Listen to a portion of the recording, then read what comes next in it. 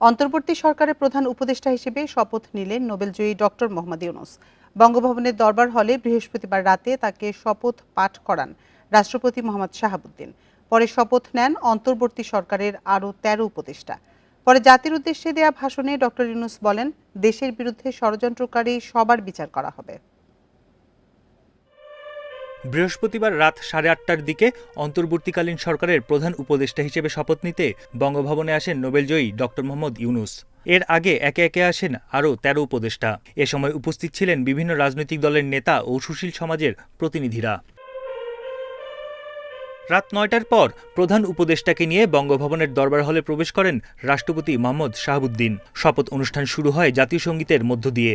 এরপর কোটা সংস্কার ও সরকার বিরোধী আন্দোলনে শহীদদের স্মরণে দাঁড়িয়ে ১ মিনিট নীরবতা পালন করেন সবাই। প্রথমে প্রধান উপদেষ্টা হিসেবে শপথ নেন ডক্টর ইউনূস। নিয়ম অনুযায়ী পরে গোপনীয়তার শপথ নেন তিনি। এরপর শপথ নেন অন্তর্বর্তী সরকারের আরও ১৩ উপদেষ্টা। পরে নিয়ম অনুযায়ী শপথ বইয়ে সই করেন সবাই। এরপর জাতির উদ্দেশ্যে ভাষণ দেন প্রধান উপদেষ্টা। বলেন, অন্তর্বর্তী সরকার কাজ করবে সবার আকাঙ্ক্ষা পূরণে। এই অভ্যুত্থানের মাধ্যমে সৃষ্ট সরকার দেশের প্রত্যেকের সরকার। এখানে থাকবে সকলের আকাঙ্ক্ষা পূরণের অধিকার। অরাজকতার বিষবাষ্প এখন যেই ছড়াবে, বিজয়ী ছাত্র জনতা সহ মুক্ত মানুষের আইন শৃঙ্খলা বাহিনীর পূর্ণ শক্তি তাকে ব্যর্থ করে দেবে। নিষ্ঠুর স্বৈরাচারী সরকার দূর হয়ে গেছে। কাল সূর্য উদয়ের সঙ্গে সঙ্গে গণতন্ত্রের, সুবিচারের, মানবাধিকারের, নির্ভয়ে মত প্রকাশের পূর্ণ স্বাধীনতার জন্য সকলের স্বাচ্ছন্দ্যে জীবন ধারণের সুযোগ প্রদানের সচেষ্ট সরকারের ঘনিষ্ঠ সান্নিধ্য ও সহমর্মী পরশ দলমত নির্বিশেষে সবাই উপভোগ করবে। এটাই আমাদের লক্ষ্য। এ সময় নোবেলজয়ী ডক্টর মোহাম্মদ ইউনূস বলেন, দেশের বিরুদ্ধে ষড়যন্ত্রকারী সবার বিচার করা হবে। প্রচণ্ড নিষ্ঠুর পতিত স্বৈরাচারী সরকার এসব প্রতিষ্ঠানকে দিয়ে ক্ষমতা কুক্ষিগত করে রেখেছিল। আমরা তার এই প্রচেষ্টা ব্যর্থ করে প্রতিষ্ঠানগুলোর হারানো গৌরব ফিরিয়ে আনব।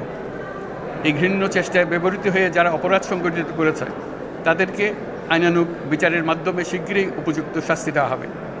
একই কথা দেশের সকল মন্ত্রণালয়, সংস্থা, শিক্ষা প্রতিষ্ঠান, নানা কর্মক্ষেত্রের জন্য প্রযোজ্য। সর্বত্র অপরাধীর বিচার হবে। ঢাকার বাইরে থাকায় শপথ নিতে পারেননি ৩ উপদেষ্টা। ছাত্র জনতার আন্দোলনের মাধ্যমে প্রতিষ্ঠিত হওয়া এই অন্তর্বর্তীকালীন সরকারের প্রতি মানুষের আকাঙ্ক্ষা অনেক বেশি। আগামীতে রাষ্ট্র সংস্কারের পাশাপাশি একটি অবাধ, সুষ্ঠু ও নিরপেক্ষ নির্বাচন দেওয়াই হবে এই সরকারের প্রধান কাজ, এমনটাই মনে করেন সুশীল সমাজ। বন ইবনে কামাল, ইন্ডিপেন্ডেন্ট নিউজ, বঙ্গভবন, ঢাকা। রাষ্ট্র সংস্কার, বৈষম্য দূর করা, মানবাধিকার ও সুশাসন প্রতিষ্ঠা করাই হবে অন্তর্বর্তী সরকারের মূল কাজ, এক কথা জানিয়েছেন উপদেষ্টা সৈয়দা রিজওয়ানা হাসান।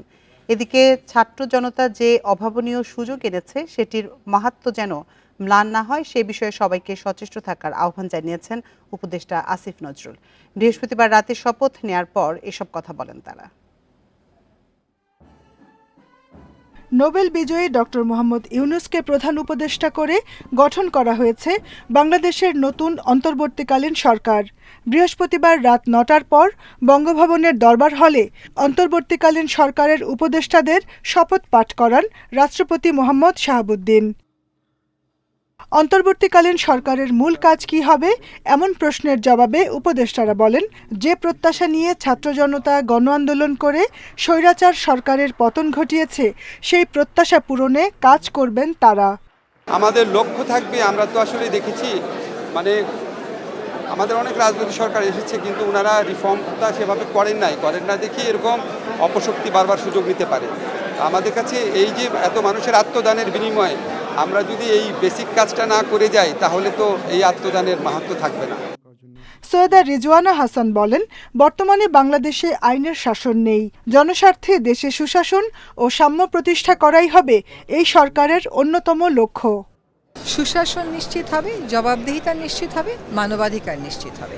সত্যিকার অর্থে অন্তর্ভুক্তিমূলক একটা জাতি আমরা হব, এখানে বিভেদ, বৈষম্য আমরা কমাবো, এটাই হচ্ছে প্রত্যাশা। অর্থনৈতিক খাতে স্বচ্ছতা সহ নানা কাজে মনোযোগ দেওয়ার কথা জানিয়েছেন নতুন উপদেষ্টারা।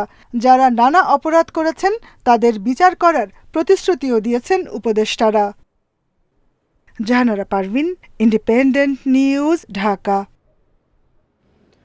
ডক্টর ইউনূসের নেতৃত্বাধীন অন্তর্বর্তীকালীন সরকারের কাছে প্রত্যাশা অনেক বেশি। দ্রুত সুষ্ঠু নির্বাচন করে রাজনৈতিক দলের কাছে ক্ষমতা হস্তান্তরের দাবি জানিয়েছেন বিভিন্ন রাজনৈতিক দলের নেতারা। অন্যদিকে অর্থনীতি সচল করা ও দ্রুত আইন শৃঙ্খলা পরিস্থিতি নিয়ন্ত্রণে আনার দাবি ব্যবসায়ী নেতাদের। বৃহস্পতিবার রাতে বঙ্গভবনের শপথ অনুষ্ঠান শেষে এসব প্রত্যাশার কথা জানান তারা। আওয়ামী লীগ সরকারের পতনের পর সংসদ বিলুপ্ত করেন রাষ্ট্রপতি। দেখা দেয় সাংবিধানিক সংকট। এমন পরিস্থিতিতে বৃহস্পতিবার গঠন হলো অন্তর্বর্তীকালীন সরকার, নেতৃত্বে ডক্টর মোহাম্মদ ইউনূস। এ সরকারের মেয়াদ কি হবে এমন নানা বিষয় এখনো সুরাহা হয়নি। তবে সাংবিধানিক যে সংকট তৈরি হয়েছিল তার সাময়িক সমাধান মিলেছে বলছেন রাজনীতিবিদরা। বাংলাদেশ সৃষ্টি হয়েছিল যে গণতন্ত্রের কারণে, সেই গণতন্ত্র ফিরে আনতে হবে একটা সুষ্ঠু নিরপেক্ষ নির্বাচনের মাধ্যমে। বাংলাদেশের মানুষের আকাঙ্ক্ষা, প্রত্যাশা, গণতন্ত্র ফিরে পাওয়া। সাংবিধানিক নিয়ম অনুযায়ী 3 মাসের মধ্যে যাতে নির্বাচন করা সম্ভব হয়, সেটা হবে সকলের জন্য মঙ্গলজনক। অর্থ পাচার, ব্যাংক লুটসহ নানা কারণে দীর্ঘদিন ধরে নাজুক অর্থনীতি। ভারসাম্য হারিয়েছে সামষ্টিক অর্থনীতি। দুর্বল হয়ে পড়েছে সব খাত, জানিয়ে উদ্বিগ্ন ব্যবসায়ীরা। অর্থনীতির অবস্থা খুবই খারাপ, ব্যাংকগুলো ভেঙে পড়েছে, বাংলাদেশ ব্যাংকে কোনো নিয়ন্ত্রণ নাই। এই অর্থনীতিতে ডিসিপ্লিন ফিরিয়ে নিয়ে আনতে হবে। আমরা আশা করি ওনারা যতদিন থাকেন, ওনারা বাংলাদেশের অর্থনীতি, বাংলাদেশের সমাজ, বাংলাদেশের রাজনীতিকে সামনের দিকে এগিয়ে নিয়ে যাবেন। শ্রীলঙ্কা যদি উঠে দাঁড়াতে পারে, আমরা সেই সমস্ত পদক্ষেপ নিয়ে অর্থনৈতিক অবস্থান আগের চেয়ে, অন্তপক্ষে যে গভর্নমেন্টটার পতন হলো তার চেয়ে ভালো হবে। মূল্যস্ফীতি নিয়ন্ত্রণ ও কর্মসংস্থান বাড়াতে নতুন সরকারের প্রতি আশা রাখতে চান সাধারণ মানুষ। আমাদের কর্মসংস্থান আজকে একবারে নাই বললেই চলে। আমরা 20 লক্ষ যুবক আজকে বেকার। আমরা সবসময় ঊর্ধ্বমুখী পণ্যদ্রব্য আমরা কিনেছি, আমরা খুব পেরেশানের মধ্যে ছিলাম। অর্থনীতির ক্ষত মেরামতে সরকারকে প্রয়োজনীয় সময় দেওয়ার পক্ষে অনেক ব্যবসায়ী নেতা। ছাত্র জনতার গণ অভ্যুত্থানে স্বৈরাচারের বিদায়, অতঃপর দেশের দায়িত্ব নিলেন নোবেল বিজয়ী ডক্টর ইউনূস। সাধারণ মানুষ এবং ব্যবসায়ীদের চাওয়া দ্রুত সচল হোক অর্থনীতির চাকা। Ruhul Amin, independent news, Dhaka. সাভারের জাতীয় স্মৃতিসৌধে আজ শ্রদ্ধা জানাবেন অন্তর্বর্তী সরকারের প্রধান উপদেষ্টা নোবেলজয়ী ডক্টর মোহাম্মদ ইউনূস। এ বিষয়ে আরো জানাতে সাভারের জাতীয় স্মৃতিসৌধ থেকে যোগ দিচ্ছেন সহকর্মী বনি ইবনে কামাল। বনি, ডক্টর মোহাম্মদ ইউনূস কখন যাবেন শ্রদ্ধা নিবেদনের জন্য এবং আজকে সারাদিন তার কি কি কার্যক্রম রয়েছে?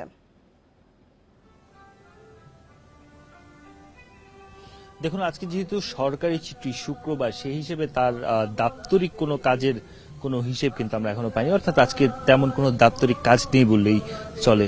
তবে রাষ্ট্রের যে নিয়ম, অর্থাৎ যখন কেউ সরকার প্রধান হয় তখন আমরা যেটা দেখতে পারি যে সাভারের জাতীয় স্মৃতিসৌধে মহান মুক্তিযুদ্ধের শহীদদের প্রতি শ্রদ্ধা জানাতে আসেন, তারই যে ধারাবাহিকতা, সেই ধারাবাহিকতা আমরা দেখতে পাচ্ছি যে আজকে সকাল 10টা নাগাদ এই অন্তর্বর্তীকালীন সরকারের প্রধান উপদেষ্টা নোবেল বিজয়ী ডক্টর মোহাম্মদ ইউনূস এখানে শহীদদের প্রতি শ্রদ্ধা জানাতে আসবেন এবং এই যে শ্রদ্ধা জানানোর কার্যক্রম, একে ঘিরে যে ধরনের প্রস্তুতি হওয়ার কথা, সেই সব ধরনের প্রস্তুতি কিন্তু এরই মধ্যে সম্পন্ন হয়েছে এবং পুরো যে স্মৃতিসৌধ এলাকায়, পুরো স্মৃতিসৌধ এলাকাকে নিরাপত্তার চাদরে ঢেকে ফেলা হয়েছে।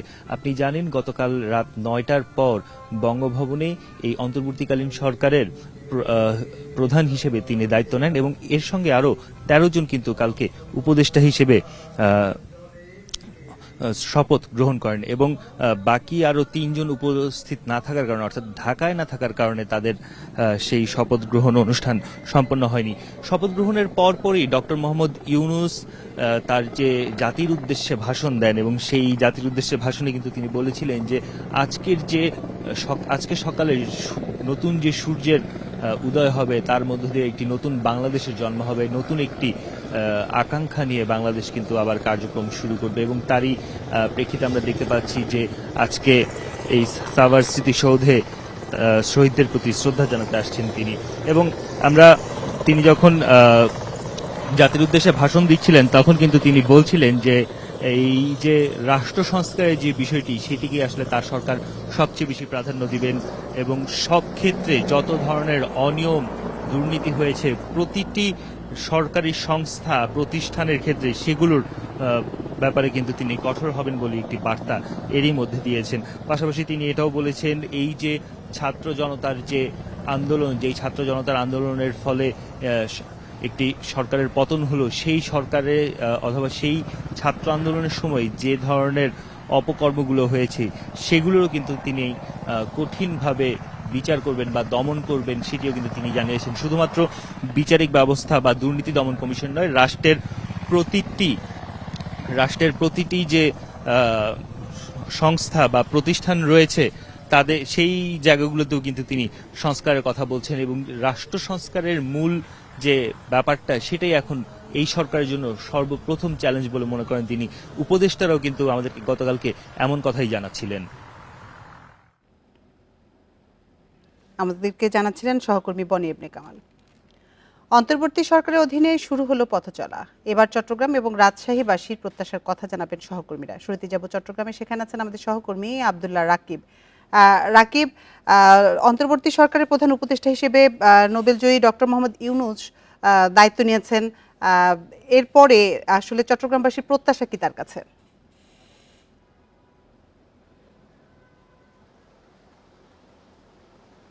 জি, গতকাল রাতেই যে শপথ গ্রহণ অনুষ্ঠানটি হয়েছে সেই অনুষ্ঠানটির পরপরে আমরা দেখেছি নগরবাসীর মধ্যে এক ধরনের উচ্ছ্বাস, বিশেষ করে তরুণদের মধ্যে উচ্ছ্বাসটা বেশি। কারণ হচ্ছে তারা বলছেন যে তাদের যে ছাত্র প্রতিনিধি, এই প্রথমবার বাংলাদেশের ইতিহাসে কোনো ছাত্র প্রতিনিধি সরকার পরিচালনার দায়িত্ব পেল, এবং বলা হচ্ছে 24 এবং 84 অর্থাৎ তরুণ এবং নবীন এবং প্রবীণের যে সমন্বয়, সেটি একটি মাত্রা পেয়েছে নতুন এইবারের যে অন্তর্বর্তীকালীন সরকারটি গঠন হয়েছে। এবং তারা বলছেন যে রাষ্ট্র সংস্কারের তারা যে প্রত্যাশা নিয়ে যে গণ আন্দোলন করেছিলেন এবং সেই গণ আন্দোলনের প্রতিফলন এই যে সরকারটি গঠন হয়েছে সেই সরকার গঠনের মধ্য দিয়ে তারা সেটির বাস্তবায়ন দেখবেন। এবং তারা বলছেন যে যে দেশের যে প্রতিটি সেক্টরে যে ধরনের দুর্নীতি, অনিয়ম, অবিচার হয়েছে সেই অবিচারগুলো তারা শুধরানোর কাজ করবেন। পাশাপাশি সংবিধানের যে সংশোধনগুলো, প্রয়োজনীয় যে সংশোধন, সেই সংশোধনগুলো করবেন যাতে গণমাধ্যম থেকে শুরু করে অন্যান্য যে প্রতিষ্ঠানগুলো আছে সেই প্রতিষ্ঠানগুলো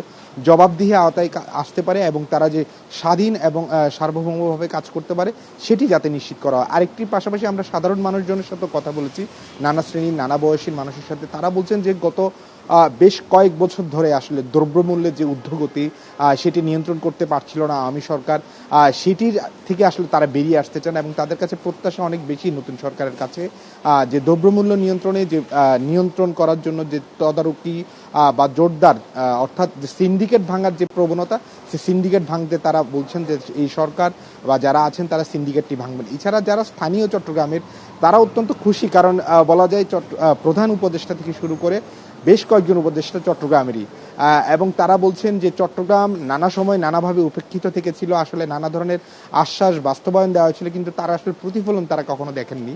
এবং তারা বলছেন যে সরকারটি গঠন হয়েছে, যে সরকার চট্টগ্রামে যেহেতু বন্দর রয়েছে, এছাড়া অর্থনৈতিকভাবে চট্টগ্রামের একটি গুরুত্ব রয়েছে এবং সেই গুরুত্ব অনুধাবন করে যে প্রধান উপদেষ্টা সহ অন্যান্য উপদেষ্টারা আছেন তারা চট্টগ্রামের প্রতি বিশেষ নজর দিবেন।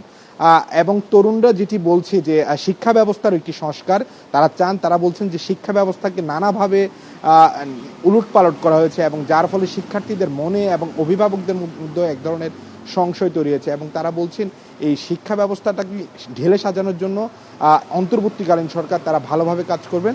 তো সব মিলিয়ে বলা চলে যে চট্টগ্রামের সাধারণ মানুষের মধ্যে উচ্ছ্বাস আছে, আইন শৃঙ্খলা পরিস্থিতি যে অবনতি হয়েছিল সেটি অনেকটাই উন্নতি করবে এই নতুন সরকার, যে তাদের যে প্রধান গুরুত্ব দিয়েছেন যে আইন শৃঙ্খলা ফিরিয়ে আনা।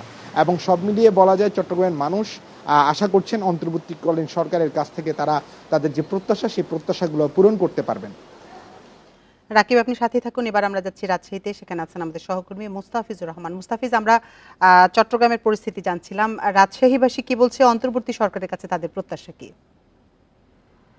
দেখুন, অন্তর্বর্তী সরকার গতকাল রাতে যখন ডক্টর ইউনূসের নেতৃত্বে যখন শপথ গ্রহণ করে তারপর থেকে এক ধরনের উচ্ছ্বাস আমরা দেখেছি মানুষের চোখে মুখে। অর্থাৎ 1971 সালে যেমন রক্তের বিনিময়ে অর্জিত হয়েছিল দেশ, ঠিক 2024 সালে 5 আগস্ট কিন্তু আরেকটি ইতিহাস রচিত হয়েছে এবং সেখানে শিক্ষার্থীদের যে গণ আন্দোলন ছিল, যে দাবি ছিল, তাদেরই সেটি জয় হয়েছে এবং সেখানে নতুন এক বাংলাদেশের ইতিহাস রচিত হয়েছে। তো আজকে আমরা যখন দেখেছি যে শিক্ষার্থীরা বারবার একটি কথা বলছিলেন বা রাজশাহীবাসী আরেকটি কথা বলছিলেন যে সর্বক্ষেত্রে যে আমরা দেখেছিলাম এর আগে যে দুর্নীতি জোয়ার ভেসে গেছিল দেশ, প্রত্যেকটি সেক্টরে প্রত্যেকটি ক্ষেত্রে কিন্তু দুর্নীতির প্রসঙ্গ উঠে আসছিল, বিভিন্ন গণমাধ্যমে তথ্যগুলো উঠে আসছিল, সেখান থেকেও তো পরিত্রাণ পাবে। এবং নবীন এবং প্রবীণদের সমন্বয়ে যে অন্তর্বর্তীকালীন সরকার যে গঠিত হয়েছে এটিকেও কিন্তু তারা সাধুবাদ জানিয়েছে, অর্থাৎ এখানে নতুন তারুণ্যের যে প্রতিনিধিত্ব আছে এটিকে কিন্তু তারা সাধুবাদ জানিয়েছেন। এবং তারা বলছিলেন যে রাজনীতি যেমন কুলসিত হয়ে গেছিল, ঠিক এই তরুণ প্রজন্ম যখন এগিয়ে আসছে, তরুণদের হাত ধরে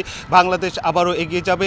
সেই সাথে প্রত্যেকটি ক্ষেত্রে জবাবদিহিতা থাকবে, পেশাদারিত্ব মনোভাব থাকবে এবং দুর্নীতিমুক্ত বাংলাদেশের যে স্বপ্ন, যে বাংলাদেশ দুর্নীতিমুক্ত বাংলাদেশ যে স্বপ্ন নিয়ে তাদের যে আন্দোলন ছিল সেই স্বপ্ন তারা প্রতিফলিত হবে। এই অন্তর্বর্তী সরকারের মধ্য দিয়ে বাংলাদেশ কিন্তু এগিয়ে যাবে এবং গণতন্ত্রের পরিপূর্ণ চর্চা, গণতন্ত্র বলতে যেটি বোঝায় কোনো একপেশি বা একদলীয় শাসনতন্ত্র কায়েম হবে না, সর্বদলীয় এখানে গণতন্ত্রের চর্চা এখানে বিকশিত হবে। অর্থাৎ বাংলাদেশ একটি আদর্শ বাংলাদেশ হিসাবে যেন গড়ে উঠতে পারে বিশ্বের দরবারে, সেই প্রত্যাশায় কিন্তু এখন প্রত্যেকটি নাগরিকের প্রত্যাশা। প্রত্যেকটি মানুষ কিন্তু বলছেন বাংলাদেশ হয়তো তার সেই জরাজীর্ণ অবস্থা থেকে ফিরে আসবে।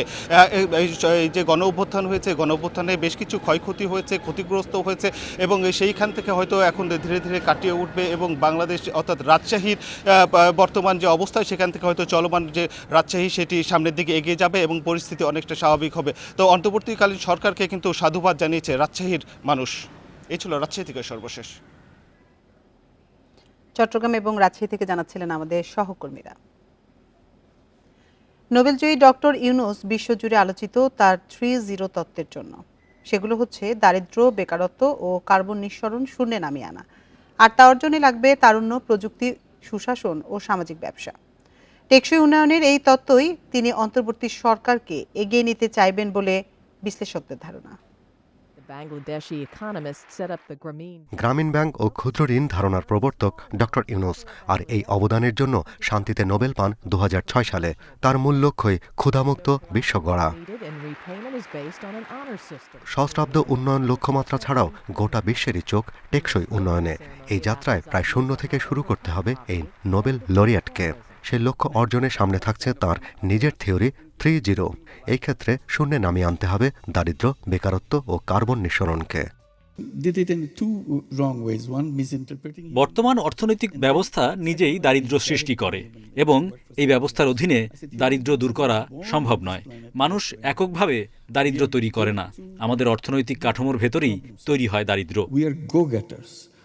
এই লক্ষ্য অর্জনে তিনি গুরুত্ব দিচ্ছেন তারুণ্য, প্রযুক্তি, সুশাসন ও সামাজিক ব্যবসায়। তার মতে ভালো চাকরি না খুঁজে উদ্যোক্তা তৈরিতে জোর দিতে হবে। আমরা জন্মেছি সমস্যা সমাধানের জন্য, কারো অধীনে চাকরি করার জন্য নয়। তাই তরুণ প্রজন্মকে উদ্যোক্তা হতে হবে, কারো অধীনে নয়। বিশ্বকে নেতৃত্ব দিতে হবে তরুণদেরই। 1996 সালের তত্ত্বাবধায়ক সরকারেরও উপদেষ্টার দায়িত্বে ছিলেন ডক্টর মোহাম্মদ ইউনূস, আর 2024-এর অন্তর্বর্তীকালীন সরকার প্রধান। Shahriar Anirban, independent news, Dhaka. Doctor Mohammad ইউনূসের নেতৃত্বে অন্তর্বর্তীকালীন সরকার দেশে শান্তি ও গণতন্ত্র ফিরিয়ে আনবে বলে আশা বিএনপি মহাসচিব মির্জা ফখরুল ইসলাম আলমগীরের। একই সঙ্গে দ্রুত নির্বাচনের ব্যবস্থা করবে বলেও প্রত্যাশা জানান তিনি। বৃহস্পতিবার অর্থোপেডিক হাসপাতালে সহিংসতায় আহতদের দেখতে গিয়ে মির্জা ফখরুল বলেন, ডক্টর ইউনূসের নেতৃত্বে যে সরকার হচ্ছে তা ছাত্র জনতার সমর্থনই হচ্ছে।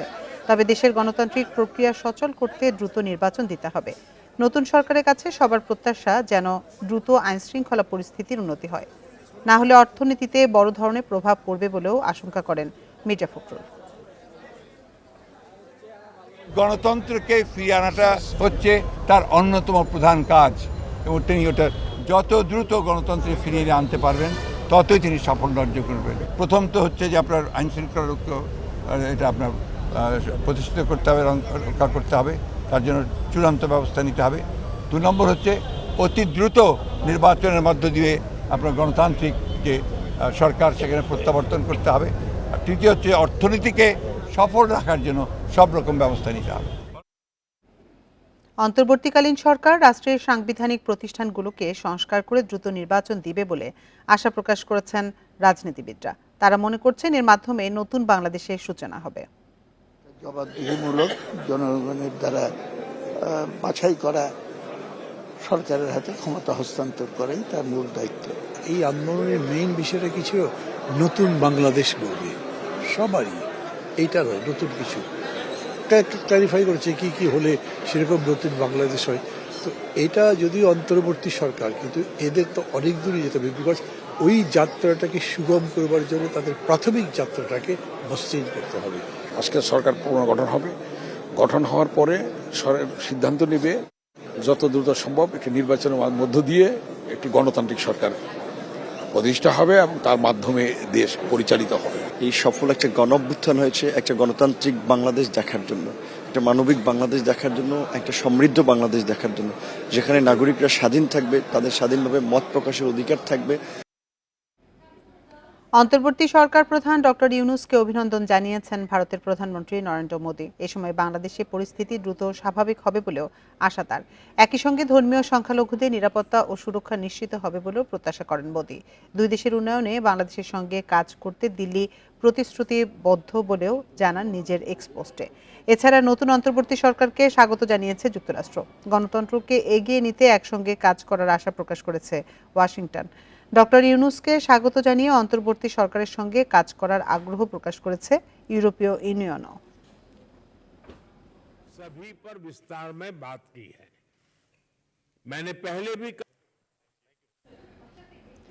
দেশের পরিস্থিতি স্থিতিশীল ও স্বাভাবিক হওয়ার পথে এই বার্তা দ্রুত বহির্বিশ্বে পৌঁছে দিতে হবে নতুন সরকারকে। একই সাথে ভারসাম্য বজায় রেখে প্রতিবেশী সহ শক্তিশালী দেশের সঙ্গে সুসম্পর্ক চালিয়ে নিতে হবে বলে মনে করছেন সাবেক কূটনীতিক ও বিশ্লেষকরা। উপদেষ্টা তৌহিদ হোসেন জানান, দেশের স্বার্থ রক্ষাকেই অগ্রাধিকার দেবে ডক্টর ইউনূসের নেতৃত্বাধীন অন্তর্বর্তী সরকার। ছাত্র আন্দোলন থেকে গণ অভ্যুত্থানের মুখে পতন হয় আওয়ামী লীগ সরকারের। আন্দোলনকারীদের প্রস্তাবে শান্তিতে নোবেল জয়ী ডক্টর মোহাম্মদ ইউনূসের নেতৃত্বে গঠন হয় অন্তর্বর্তী সরকার। চলমান পরিস্থিতিতে বাংলাদেশের প্রতি আন্তর্জাতিক সম্প্রদায়ের আস্থা অক্ষুণ্ণ রাখাই এখন নতুন সরকারের বড় চ্যালেঞ্জ মনে করছেন সাবেক কূটনীতিকরা। এক্ষেত্রে প্রধান উপদেষ্টার ভাবমূর্তি গুরুত্বপূর্ণ ভূমিকা রাখবে বলে মনে করেন বিশ্লেষকেরা। স্যার ইউনূস শুধু মার্কিন যুক্তরাষ্ট্র নয়, তিনি ভারতেও একইভাবে সমাদৃত, তিনি চীনেও একইভাবে সমাদৃত। মার্কিন যুক্তরাষ্ট্রে আগামী নির্বাচনে পরিবর্তন হলেও প্রফেসর ইউনূসের ব্যাপারে তাদের কোনো মতের পরিবর্তন বা তাদের যে এখনকার তার সম্পর্কে যে ধারণা আছে তার কোনো পরিবর্তন হবে বলে আমি মনে করছি না। তো কাজেই তিনি বিশ্বের সব জায়গাতেই সমাদৃত মানুষ। সবার সঙ্গে বন্ধুত্ব, কারোর সঙ্গে বৈরিতা নয়। বাংলাদেশের এই পররাষ্ট্র নীতি আমলে রেখেই সব রাষ্ট্রের সাথে দ্বিপাক্ষিক সম্পর্ক এগিয়ে নেয়ার তাগিদ বিশেষজ্ঞদের। অর্থনৈতিকভাবেই সকলের সাথেই জড়িয়ে আছি, সেটা ভারত বলেন, চীন বলেন, মার্কিন যুক্তরাষ্ট্র বলেন, ইউরোপিয়ান ইউনিয়ন বলেন, জাপান বলেন। তাদের কাছে আমাদের বক্তব্যটা থাকবে যে আমরা আমাদের যে পররাষ্ট্রনীতি পরিচালনা করেছি গত সরকার আমলে যেটা হয়েছে, এই পররাষ্ট্রনীতি আমাদের নিজস্ব প্রয়োজনেই এটা অব্যাহত থাকবে। অন্তর্বর্তী সরকারের উপদেষ্টা তৌহিদ হোসেন জানান, দেশের ভাবমূর্তি রক্ষায় সব প্রচেষ্টা অব্যাহত রাখা হবে। চ্যালেঞ্জিং টাইম যাচ্ছে ওভারঅল, এবং তার মধ্যে পররাষ্ট্র বিষয়টাও যথেষ্ট গুরুত্বপূর্ণ হয়ে দাঁড়াবে। সম্পূর্ণ ক্যাবিনেটের কিন্তু কাজ এটা যে কীভাবে হবে, নীতিমালাটা কিন্তু নির্ধারণ করবে সর্বোচ্চ পর্যায়ে সরকার প্রধান যিনি থাকবেন, তার মতামত এখানে খুবই গুরুত্বপূর্ণ। তারপরে আমরা তাকে তার মতামত অনুযায়ী যতটুকু পারা যায় সহায়তা করার চেষ্টা করব, এবং যাতে আমাদের স্বার্থ রক্ষিত হয়, যাতে আমাদের সব দেশের সাথে সম্পর্ক ভালো থাকে এবং সব শক্তিমান দেশের সাথে যাতে এক ধরনের ব্যালেন্স থাকে। দেশে শৃঙ্খলা ফিরিয়ে এনে বিনিয়োগ ও উন্নয়ন সহযোগীদের আশ্বস্ত করতে নতুন সরকারকে দ্রুত পদক্ষেপ নেয়ার তাগিদ আন্তর্জাতিক সম্পর্ক বিশ্লেষকদের। Nafiza Daula, independent news, Dhaka. 3 রাত ধরে ডাকাত আতঙ্কে রাজধানীবাসী। রামপুরা, বনশ্রী, উত্তরা, হাতিরপুল, মিরপুর সহ বিভিন্ন এলাকায় রাত জেগে পাহারা দিচ্ছেন স্থানীয়রা। এলাকা ভিত্তিক পাহারা বসিয়ে রাতভর চলছে ডাকাতি ঠেকানোর চেষ্টা। লাঠি ও বাঁশি হাতে নিজ নিজ এলাকা পাহারা দিচ্ছেন তারা। আতঙ্ক ছড়িয়ে পড়লে বিভিন্ন এলাকায় করা হচ্ছে মাইকিংও। এতে সবাইকে সতর্ক থাকতে বলা হচ্ছে। ডাকাতি চেষ্টার কোনো খবর পেলে এলাকাবাসী ফোন করে সেনাবাহিনী ও বিজিবিকে। পরিস্থিতি সামাল দিতে আইনশৃঙ্খলা বাহিনীর সদস্যদের দায়িত্বে ফিরে আসার উপর গুরুত্ব দিয়েছেন তারা।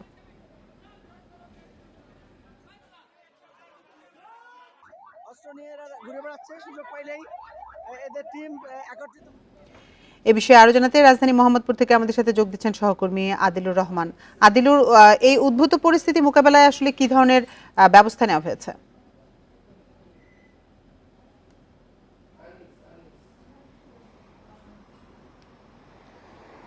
দেখুন, ডাকাত আতঙ্ক আসলে শুধুমাত্র নির্দিষ্ট কয়েকটি এলাকা নয়, পুরো রাজধানীর বিভিন্ন এলাকাতেই এই ডাকাত যে আতঙ্ক, সেই আতঙ্ক আসলে ছড়িয়ে পড়েছে।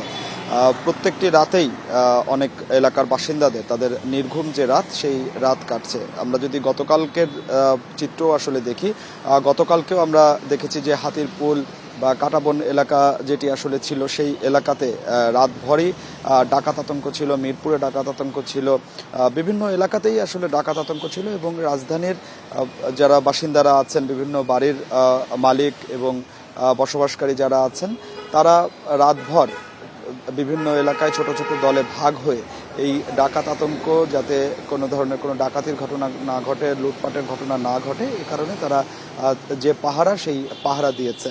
এবং এরই মধ্যে আমরা দেখতে পেয়েছি যে সেনাবাহিনীর পক্ষ থেকে, নৌবাহিনীর পক্ষ থেকে সতর্ক বার্তা দেওয়া হয়েছে এবং বিভিন্ন যে সেনাবাহিনী এবং নৌবাহিনীর কয়েকটি ইউনিট আসলে গঠন করে দেওয়া হয়েছে এবং সেখানে ফোন নাম্বার দিয়ে দেওয়া হয়েছে যে কোনো এলাকায় যদি এমন কোনো ঘটনা ঘটে তাহলে দ্রুত যেন সেই ফোন নাম্বারে ফোন করে জানানো হয়। সেই জানানো হলে তাৎক্ষণিক যে ব্যবস্থা, সেই ব্যবস্থা আসলে নেওয়া হবে।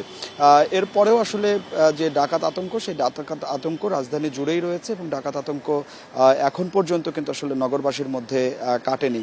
নগরবাসী বলছেন যে এই যে ডাকাত আতঙ্ক এবং তাদের নির্ঘুম রাত কাটছে, তাদেরকে পাহারা দিতে হচ্ছে, এটি যেন খুব দ্রুত আসলে সমাধান করা হয়। আপনি জানেন আদিল, আপনি যেমনটি বলছিলেন, আসলে এই ডাকাত আতঙ্ক এটা আসলে কতটা গুজব আর কতটা বাস্তবতা?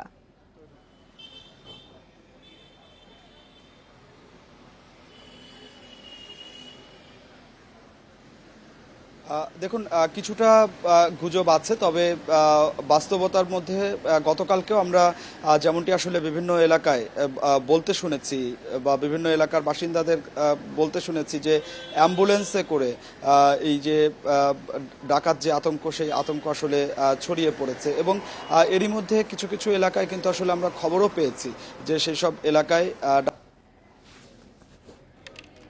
তো যে কারণে আসলে কিছু কিছু এলাকায় তো আসলে এমন ঘটনা ঘটছে, যে কারণে পুরো রাজধানী জুড়েই এই যে ডাকাত আতঙ্ক, সেই ডাকাত আতঙ্ক রয়েছে। এবং সাধারণ মানুষ যারা আছেন, বাড়ির বাসিন্দারা যারা আছেন, তারা ছোট ছোট দলে ভাগ হয়ে তাদের এলাকা পাহারা দিচ্ছেন, তাদের বাড়িঘর যাতে ডাকাতের কবলে না পড়ে আর সেটি আসলে পাহারা দেওয়া হচ্ছে। এরই মধ্যে আপনি জানেন যে নবনিযুক্ত যে আইজিপি, তিনি আসলে খুব দ্রুত এই পরিস্থিতি যাতে কেটে যায়, পুলিশ সদস্যরা দায়িত্ব পালন করবেন, আর তেমন একটা ঘোষণা কিন্তু আসলে তিনি দিয়েছেন। এবং আশা করা হচ্ছে যে খুব দ্রুতই পুলিশ সদস্যরা তারা নিজ নিজ কর্মস্থলে ফিরবেন এবং কর্মস্থলে ফিরলে এই যে ডাকাত আতঙ্ক, সেই ডাকাত আতঙ্কটা আসলে কেটে যাবে এবং রাজধানীবাসীর যে নির্ঘুম রাত কাটছে সেটির অবসান হবে।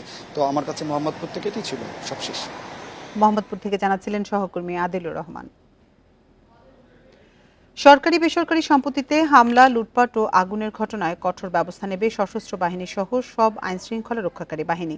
বৃহস্পতিবার সেনা সদরে সেনাবাহিনীর প্রধান জেনারেল ওয়াকারুজ্জামানের সঙ্গে নৌ ও বিমান বাহিনীর প্রধানের বৈঠকে এই সিদ্ধান্ত নেওয়া হয়। বৈঠকে আরও উপস্থিত ছিলেন নবনিযুক্ত পুলিশ মহাপরিদর্শক, র্যাবের মহাপরিচালক ও ঢাকা মহানগর পুলিশের কমিশনার। আন্তঃবাহিনী জনসংযোগ পরিদপ্তর ISPR এর এক বিজ্ঞপ্তিতে এই তথ্য জানানো হয়েছে।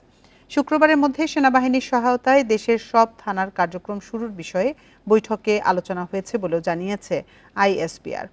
এ ব্যাপারে সবার সহযোগিতা চাওয়া হয়েছে। ছাত্র জনতার আন্দোলনের মুখে 5 আগস্ট দুপুরে প্রধানমন্ত্রীর পদ ত্যাগ করে দেশ ছাড়েন শেখ হাসিনা। এরপর সংসদ ভবন, গণভবন ও বিভিন্ন থানায় ব্যাপক হামলা, ভাঙচুর, লুটপাট হয়। ISPR এর বিজ্ঞপ্তিতে জানানো হয়েছে, দেশের স্থিতিশীলতা রক্ষায় শক্ত অবস্থানের সিদ্ধান্ত নিয়েছে সশস্ত্র বাহিনী।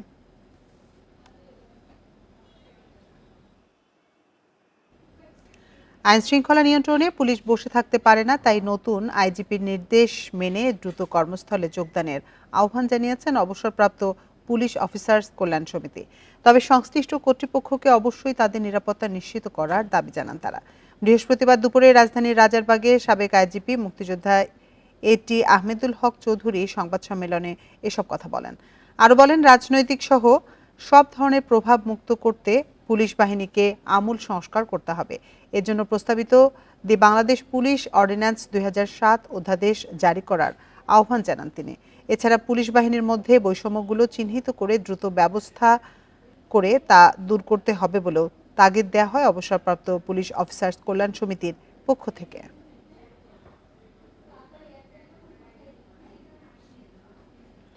কাজে ফিরতে 11 দফা দাবি জানিয়েছে এপিবিএন সদস্যরা। পাশাপাশি নিজস্ব ইউনিটের জন্য আরও 3টি আলাদা দাবিও তাদের। এসব দাবি নিয়ে বিক্ষোভ করেছেন পুলিশ সদস্যরা। বৃহস্পতিবার বিকেলে রাজধানীর উত্তরায় এপিবিএনের সদর দপ্তরে কর্মরত কয়েক হাজার পুলিশ এই বিক্ষোভ করেন। এ সময় তাদের গায়ে ইউনিফর্ম ছিল না। তাদের 11 দফা দাবির মধ্যে অন্যতম হল স্বাধীন পুলিশ কমিশন গঠন, নিরাপত্তা নিশ্চিত এবং সাম্প্রতিক সহিংসতায় বাহিনীর আহত নিহত সদস্যদের ক্ষতিপূরণ দেয়া। এছাড়া এপিবিএন এর জন্য 2 বছর অন্তর বদলি, খাবারের মান উন্নত করা সহ 3টি দাবি তোলা হয়েছে। এ সময় আর্মড পুলিশ ব্যাটালিয়নের প্রধান অতিরিক্ত আইজিপি সেলিম মোহাম্মদ জাহাঙ্গীর এসব দাবির সঙ্গে একমত পোষণ করেন।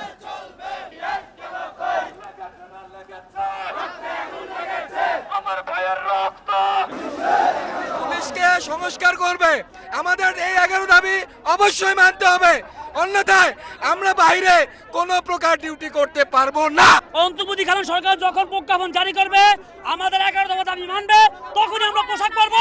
তা নাহলে অনির্দিষ্টকালের জন্য আপনাদের সবগুলো যৌক্তিক দাবির প্রতি আমরা একাত্মতা ঘোষণা করছি এবং আমি মনে করি আপনারা শান্ত হয়ে আপনাদের এই বেদনার সমাবেত হয়ে আমরা আপনাদের সাথে আছি।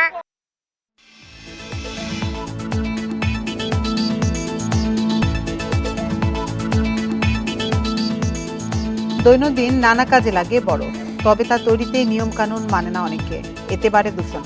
এই অবস্থায় বরফ উৎপাদনে নতুন এক পথের খোঁজ দিয়েছে মিশরের প্রতিষ্ঠান আশরি বরফকল। এ কাজে তারা ব্যবহার করছে পরিবেশ বান্ধব পদ্ধতি। এতে কমছে কার্বন নিঃসরণ, তাপ ও পানির অপচয় কমাতেও সহায়ক ভূমিকা রাখছে বলে দাবি করছে তারা।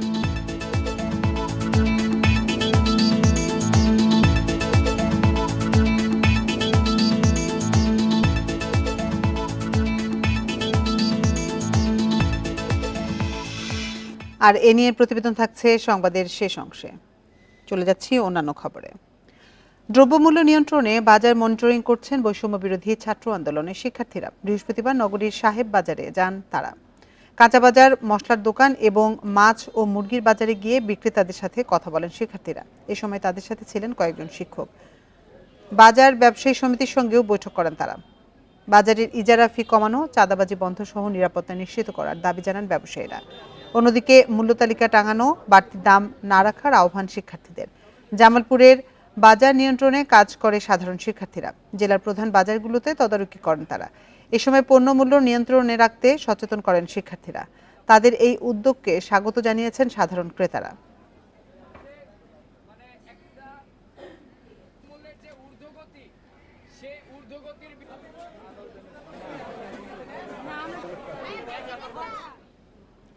রাজধানীর বাজার পরিস্থিতি নিয়ে জানাতে কারওয়ান বাজার থেকে আমাদের সাথে যোগ দিচ্ছেন সহকর্মী শাহিদ আহমেদ। শাহিদ, আজকের বাজার পরিস্থিতি কেমন দেখছেন? কিছুটা স্বস্তি ফিরেছে কিনা?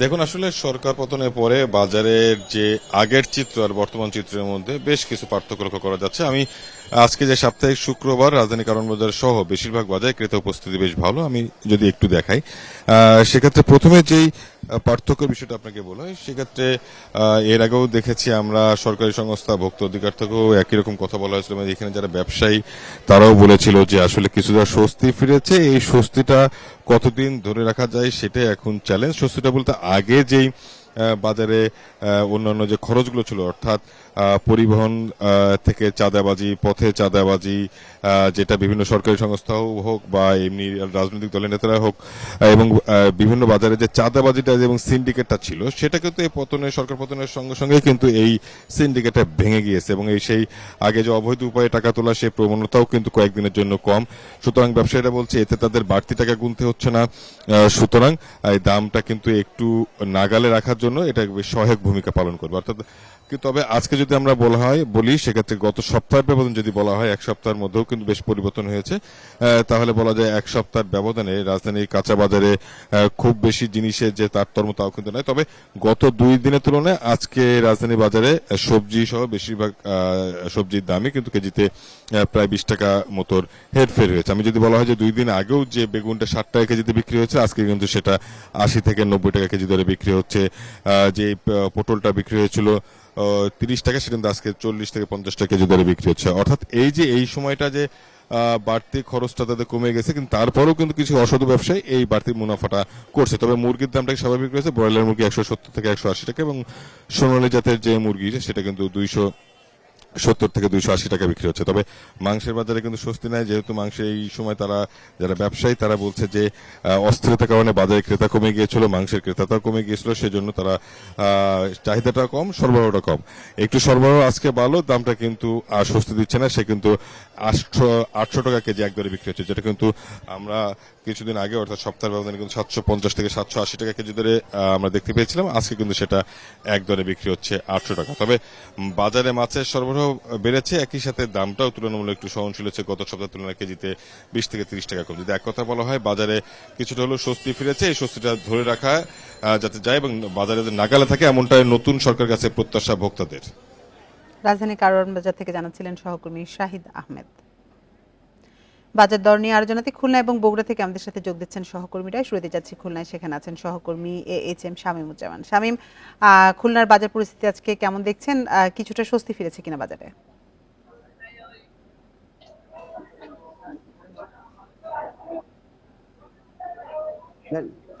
খুলনার বাজারের যদি আজকে কথা বলি তাহলে কিন্তু দেখছি যে খুলনার বাজারে কাজ সবজির দাম কিছুটা কম। গত সপ্তাহের চেয়ে কাজ সব সবজির দাম কেজিতে 5 টাকা থেকে 10 টাকা 20 টাকা পর্যন্ত কমেছে। তবে কাঁচা মরিচের দাম কিছুটা হলেও বেশি। গত সপ্তাহের চেয়ে কেজিতে 20 টাকা 30 টাকা 40 টাকা পর্যন্ত কাঁচা মরিচের দাম বৃদ্ধি পেয়েছে। এছাড়া চাল, ডাল, পেঁয়াজ, রসুন এসব পণ্যের দাম বৃদ্ধির পর স্থিতিশীল রয়েছে, যদিও পাইকারিভাবে কিছুটা বৃদ্ধি পেয়েছে বলে আমাদেরকে বিক্রেতারা জানিয়েছেন। আর সবজির দাম কমের বিষয়ে বিক্রেতারা আমাদেরকে যেটা বলছেন যে যেহেতু সরবরাহ কিছুটা হলেও বেশির কারণে আসলে সবজির দাম কমের দিকে। তবে দাম নিয়ে কিন্তু ক্রেতাদের মধ্যে অসন্তোষ রয়েছে। তারা যেটা বলছেন যে এখনো পর্যন্ত যে দাম সে দাম কিন্তু আসলে সহনীয় পর্যায়ে নয়। ক্রেতাদের সহনীয় পর্যায়ে দাম যদি আরেকটু কমতো এবং দামটা যদি স্থিতিশীল থাকতো তাহলে কিন্তু ক্রেতারা স্বস্তি পেত। তো এই ছিল আমার কাছে সর্বশেষ। স্বামী, আপনি সাথে থাকুন। এবার আমরা যাবো বগুড়ায়, সেখানে আছেন আমাদের সহকর্মী জজিফ হোসেন। জজিফ, আমরা খুলনার পরিস্থিতি জানছিলাম, বগুড়ার পরিস্থিতি কেমন দেখছেন? ক্রেতারা কি বলছেন?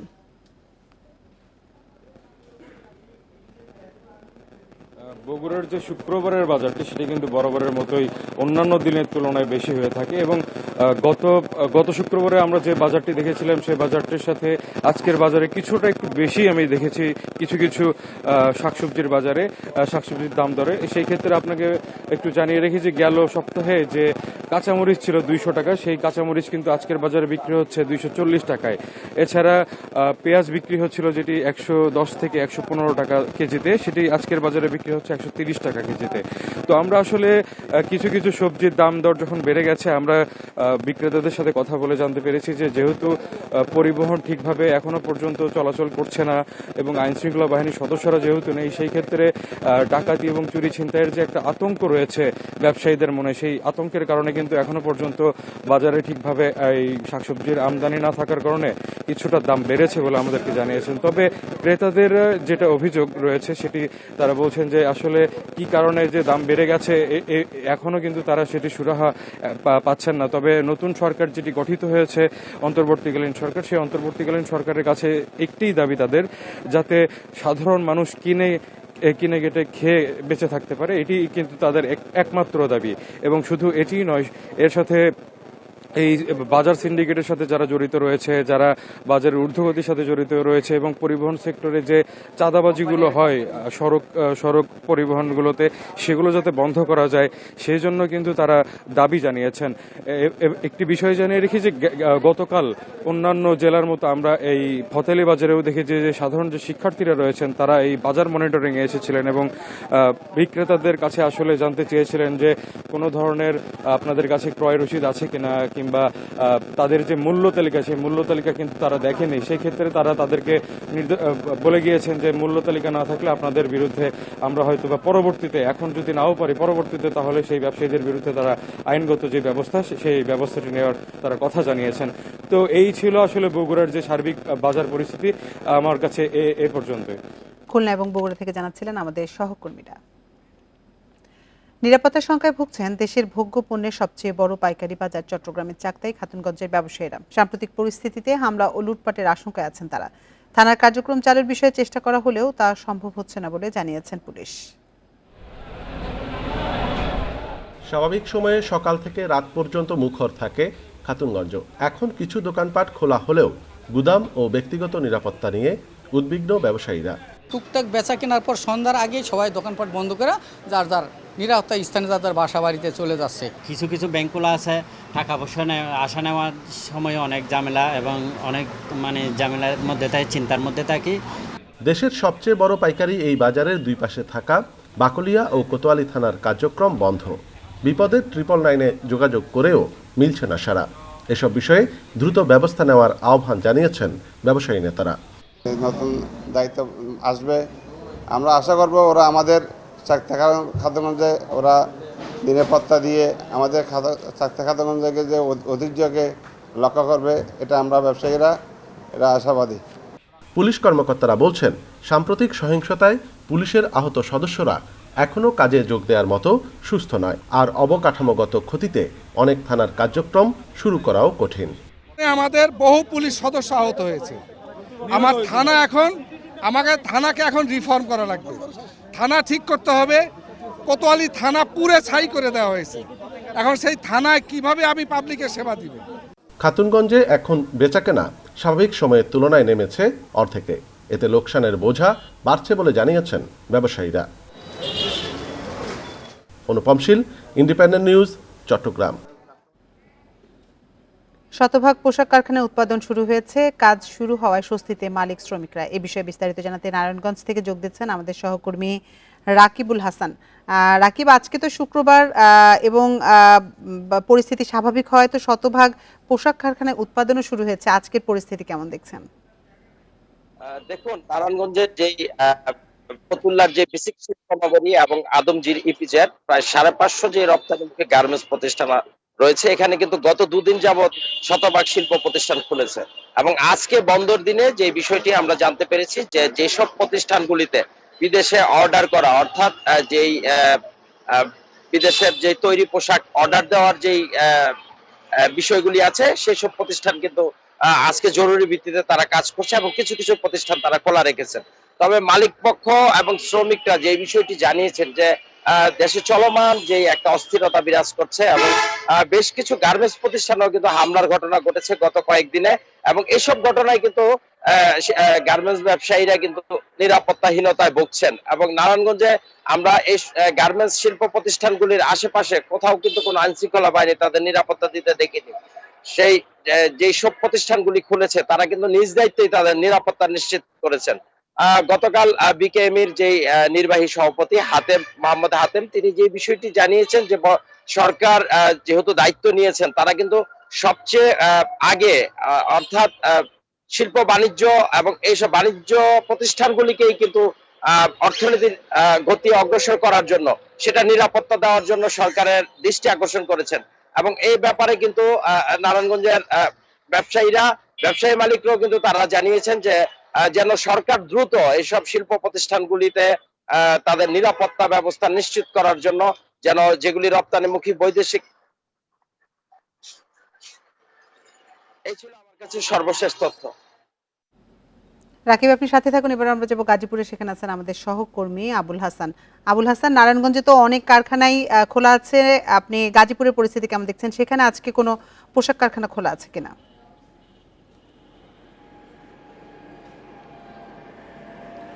দেখুন, লোকসান এড়াতে সাপ্তাহিক ছুটির দিন থাকলেও কিন্তু গাজীপুরে বেশিরভাগ পোশাক কারখানা খোলা রয়েছে এবং সেখানে যথারীতি কাজ চলছে, উৎপাদন প্রক্রিয়া চলছে এবং সকাল থেকে আমরা যেটি দেখেছি যে দলে দলে শ্রমিকরা সেখানে অপ্রীতিকর ঘটনার খবর পাইনি। শ্রমিকদের সঙ্গে আমরা কথা বলছিলাম, তারা যেটি বলছেন যে তারা কারখানায় প্রবেশের মুখে তাদের কোনো বাধা পেতে হয়নি, নিরাপত্তা নিয়ে তাদের কোনো ঝামেলা হয়নি, তারা স্বাভাবিক পরিবেশে অন্যান্য দিনের মতোই তারা কিন্তু কারখানায় যোগ দিয়েছেন। আর মালিক পক্ষ যেটি যারা আছেন তারা বলছেন যে কারফিউ থাকার কারণে এবং আন্দোলন থাকার কারণে তাদের কারখানা কিন্তু বেশ কয়েকদিন বন্ধ রাখতে হয়েছিল এবং সেই কারণে তাদের আর্থিক ক্ষতি বেশ অনেক হয়েছে। এই ক্ষতি এড়াতেই তারা কিন্তু আজকে ছুটির দিন থাকার পরও কারখানা সচল রেখেছেন এবং তারা বলছেন যে এখন পর্যন্ত যে নিরাপত্তা ব্যবস্থা সেটি নিয়ে তারা কিছুটা শঙ্কা নিরাপত্তা নিশ্চিত করার জন্য চেষ্টা করে যাচ্ছেন এবং তারা যেটি নতুন সরকারের কাছে দাবি করছেন যে এখন যেহেতু তারা নতুন সরকারের কাছে দাবি করছেন যে এখন যেহেতু তারা উৎপাদন প্রক্রিয়া আছেন এবং এরই মধ্যে বিপুল অঙ্কের টাকা তাদের লোকসান হয়ে গেছে, তারা চাচ্ছেন যে উৎপাদন প্রক্রিয়া সচল রাখার জন্য যে গ্যাস এবং বিদ্যুৎ সেই সরবরাহটা যেন স্বাভাবিক গতিতে থাকে এবং নিরবিচ্ছিন্ন থাকে, সেই চাওয়াটা কিন্তু তারা নতুন সরকারের কাছে করেছেন। এবং আবুল হাসান, আপনি আরো তথ্য সংগ্রহ করুন, আমরা পরবর্তীতে আবার আপনার সাথে যোগাযোগ করব। আর এই ছিল এখনকার সংবাদে। ইন্ডিপেন্ডেন্ট টেলিভিশনের সব খবরে বিস্তারিত জানতে চোখ রাখুন ফেসবুক, ইউটিউব এবং এক্সে। এতক্ষণ সাথে থাকার জন্য ধন্যবাদ সবাইকে।